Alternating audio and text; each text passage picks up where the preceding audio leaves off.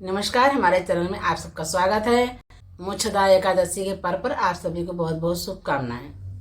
तो आज हम आपको मोक्षदा एकादशी का कथा सुनाने जा रहे हैं। आप लोग उसको श्रवण कीजिए। मोक्षदा एकादशी सब पापों को अपहरण करने वाला है। राजन, उस दिन यत्न पूर्वक तुलसी की मंजरी से तथा धूप दीप से भगवान दामोदर का पूजन करना चाहिए।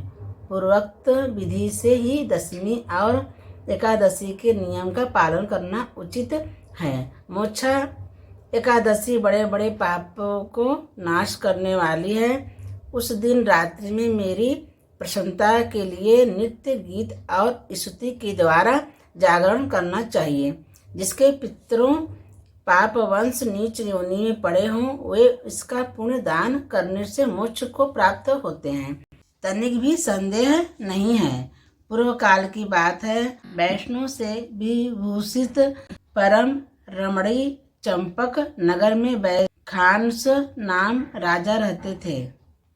वे अपनी प्रजा का पुत्री की भांति पालन करते थे। इस प्रकार राज करते हुए राजा ने एक दिन रात को स्वप्न में अपने पितरों को नीच योनि में पड़ा हुआ देखा। उन सबको इस अवस्था में देखकर राजा के मन में बड़ा विस्मय हुआ और प्रातः काल ब्राह्मणों से उन्होंने उस स्वप्न का सारा हाल कहा सुनाया।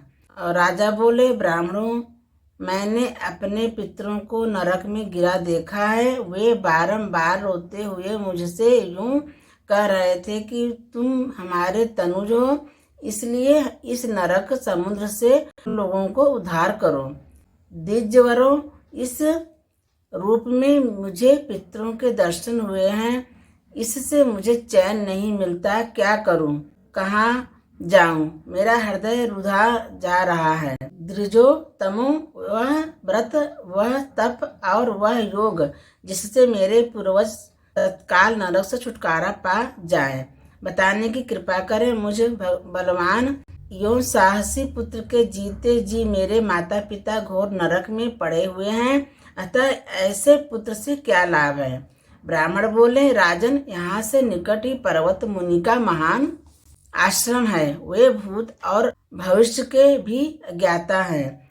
नृपश्रेष्ठ, आप उन्हीं के पास चले जाइए। ब्राह्मणों की बात सुनकर महाराज बैखानस सिद्ध ही पर्वत मुनि के आश्रम पर गए और वहां उन मुनि श्रेष्ठ को देखकर उन्होंने दंडवत प्रणाम करके मुनि के चरणों को स्पर्श किया। मुनि ने भी राजा के राज्य के सातों अंगों की कुशल पूछी।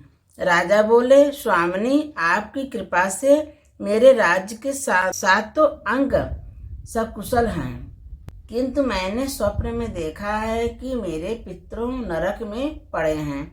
अब अतः आप बताइए, किस पुण्य के प्रभाव से उनका वहां से छुटकारा होगा?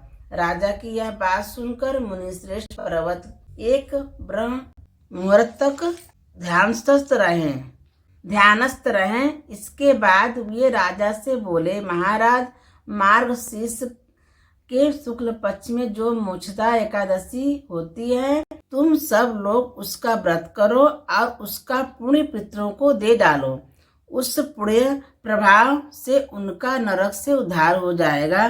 भगवान श्री कृष्ण कहते हैं, युधिष्ठिर मुनि की यह बात सुनकर राजा पुनः अपने घर लौट आए।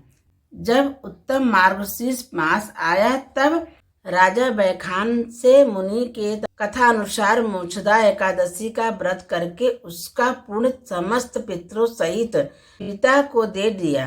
पुण्य देते ही क्षण भर में आकाश से फूलों की वर्षा होने लगी।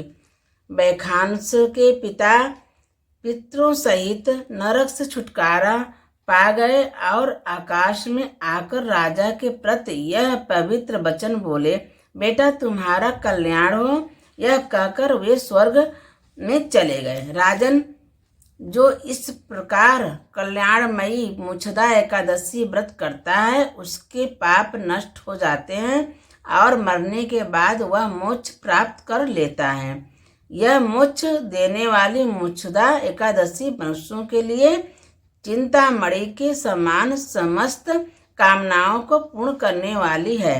इस महात्म्य के पढ़ने और सुनने से बाज पे यज्ञ का फल मिलता है। बोलो एकादशी माता की जय, लक्ष्मी नारायण भगवान की जय।